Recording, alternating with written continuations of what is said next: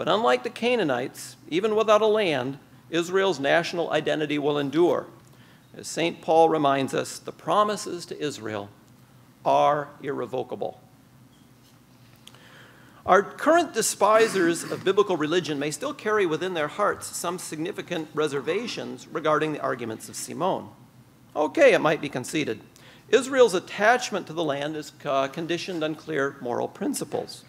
In this sense, Israel's claim to the land stands in a more precarious position than that of other people's claims to their own lands.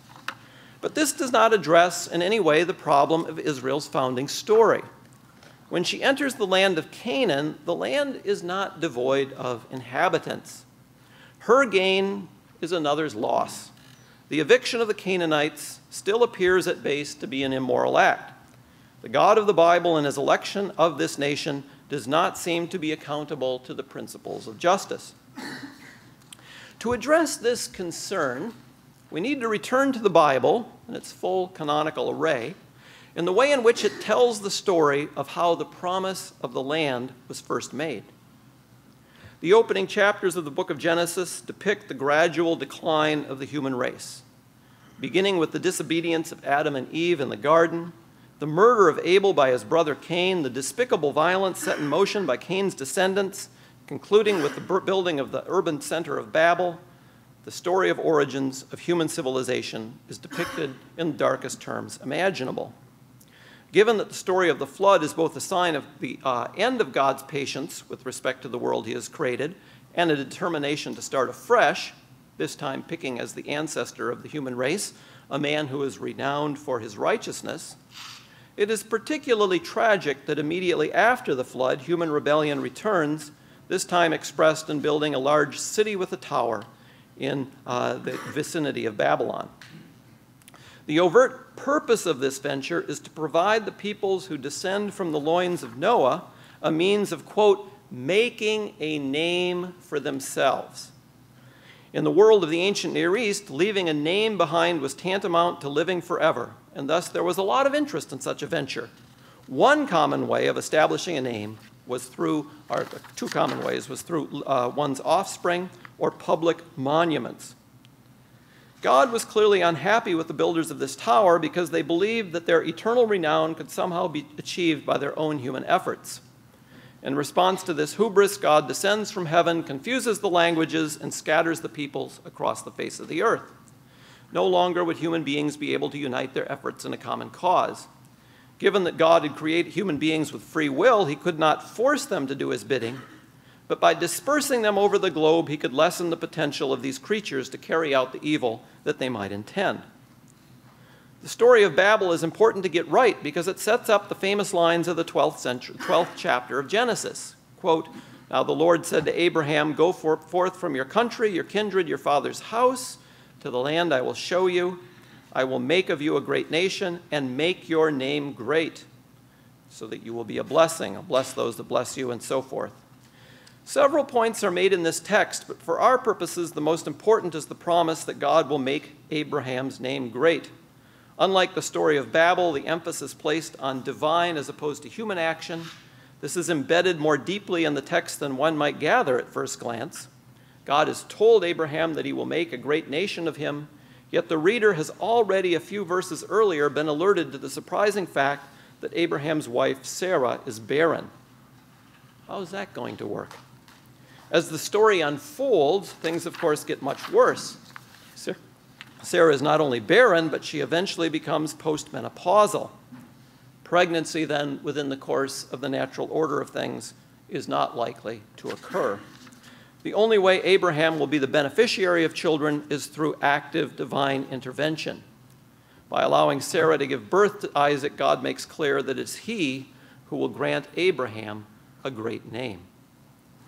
When God sets off for the land of Canaan, when Abraham sets off for the land of Canaan, he departs with a very different set of expectations from those of other immigrants. Rather than expecting to improve his lot in life, as is the expectation of most immigrants, Abraham sets off to a land that he knows nothing about, solely on the grounds of a divine command. Whatever doubts he might have had about the probability of realizing what was promised were pushed aside. Abraham obeyed the voice without hesitation and set forth toward an unknown destination. But things did not unfold in quite the way that Abraham might have hoped. Though he gave up everything to follow his God, the possibility of becoming a nation, a great nation, seems to decrease as the years he marks in Canaan grow in number, and the chances of fathering a child grow less and less. In his distress, he asks the Lord whether his servant will be the one who will be his heir. God quickly waves off that possibility and assures Abraham that however bleak things may appear, his offspring will eventually be as numerous as the stars of the sky. To confirm the terms of this promise, God makes a covenant with Abraham. But during this ceremony, as the day grows old and deep darkness descends, God tells Abraham, and here's a very key verse that it's important to grasp for the rest of my talk. We'll turn on it. Know this for certain. I mean, everything up to this point in the story has all been bread and roses. Everything looks good for Abraham in terms of what God is promising. It's a deal, it's tremendous sacrifices demanded by, mind you, but what God is speaking of as coming in Abraham's future is extraordinary. But then chapter 15, out in chapter 15 emerges some dark details. Know this for certain, that your offspring will be aliens in a land that's not theirs. Left out the section, but they're going to suffer in slavery for 400 years in Egypt. And they shall come back in the 4th generation, for the iniquity of the Amorites, that's the term for the Canaanites in this text, the iniquity of the peoples living in that land is not yet complete. The offspring will come, God assures, as well as the possession of the land. But prior to the attainment of the latter, Abraham's children will descend to a land and be enslaved there. After 400 years of miserable oppression, they will be led out to assume ownership of what is rightfully theirs. Shocking words, these. 400 years in antiquity, as in modernity, is nearly an eternity. What kind of hope is God offering to Abraham? Not just 400 years, but 400 years with the shackles of slavery. Living under the threat of total extermination as a nation. Why is Abraham forced to undergo this? There can be no surprise that this piece, or Abraham's descendants, there can be no surprise that this piece of information was withheld from Abraham back in Genesis 12. Who would have set out for any land with this future in view? The children of Abraham would not have to bide their time as sojourners in a land where their claim to title was not recognized.